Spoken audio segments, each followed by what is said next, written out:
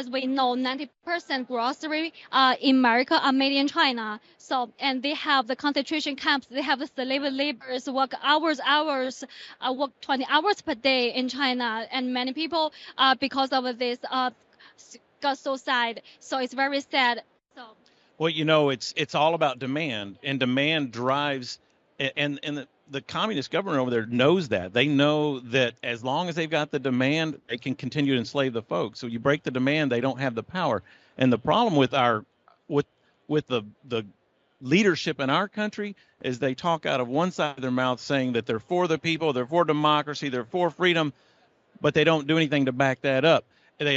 Because we've become so addicted to the cheap stuff, which just causes the enslavement to continue, and it's time that we start actually backing up letting our walk match our talk. If we claim that we're for freedom and we're for the people of China and we're for the people anywhere that are being oppressed, we can't continue to support the inhumane conditions when it comes to manufacturing and producing all the goods that we've become addicted to.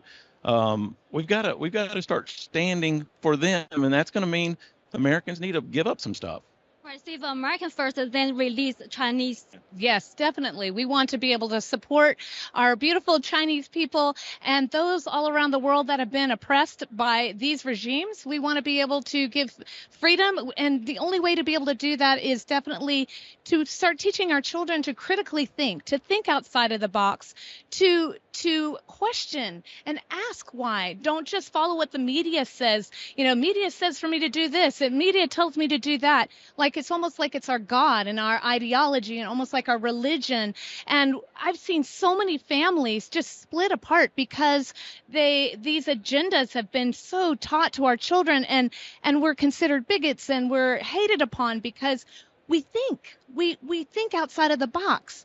And I feel like if we teach it to our younger generation to think outside of the box and to be able to question these things, we'll be able to break that back of communism.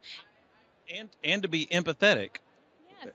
We have lost empathy in this day and age where you can say, well, what did it feel like when I was having my freedoms and liberties taken from me during the whole COVID fiasco? What did it feel like when somebody else treats me harshly, or I feel used or marginalized or oppressed?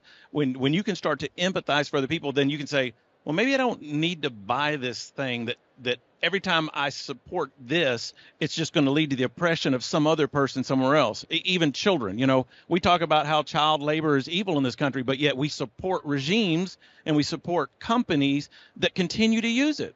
And some of those are even American companies because they just care about the bottom line. So we've got to educate the people, make folks more aware of what's really at stake, that it isn't just as simple as, well, I went to Best Buy and I bought a new phone, or I bought a new widget, or whatever it is, that somebody had to make this. And what were the conditions of the people that were making this? And if we really say we believe in something, then our actions should back that up.